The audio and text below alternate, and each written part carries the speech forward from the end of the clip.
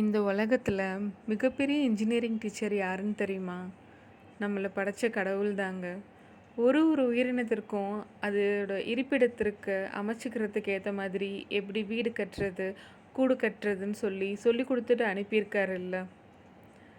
இந்த குளவி நான் உட்காந்து வேலை பார்க்குற இடத்துக்கு ரொம்ப பக்கத்தில் தான் கட்ட ஆரம்பிச்சிச்சு.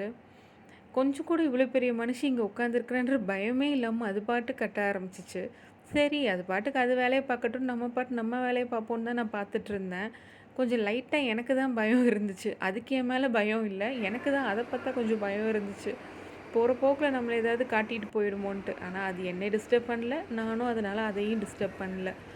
அழகாக ஒரு சின்னதாக ஒரு இன்ச்சில் கட்ட ஆரம்பிச்சிச்சு. ஒரு 4 நாள் எடுத்திருக்கும் இவ்வளோ பெரிய கூடு கட்டுறதுக்கு. நம்ம கொத்தனார் சித்தாள்லாம் எப்படி வந்து பார்ட்டாக வேலையை பார்ப்பாங்களோ அதே மாதிரி இது அழகாக கொஞ்சம் கொஞ்சமாக கட்டுச்சு.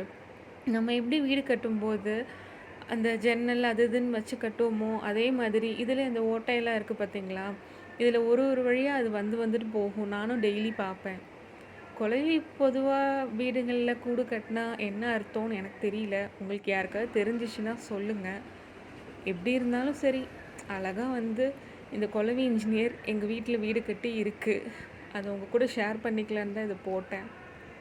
ஸோ இந்த குளவி இன்ஜினியர் கட்டின வீடு எப்படி இருக்குன்னு சொல்லி சொல்லுங்கள். இதை பற்றி இன்னும் உங்களுக்கு நிறையா தெரிஞ்சிச்சுன்னா சொல்லுங்கள், எனக்கும் நானும் தெரிஞ்சுக்கிறேன்.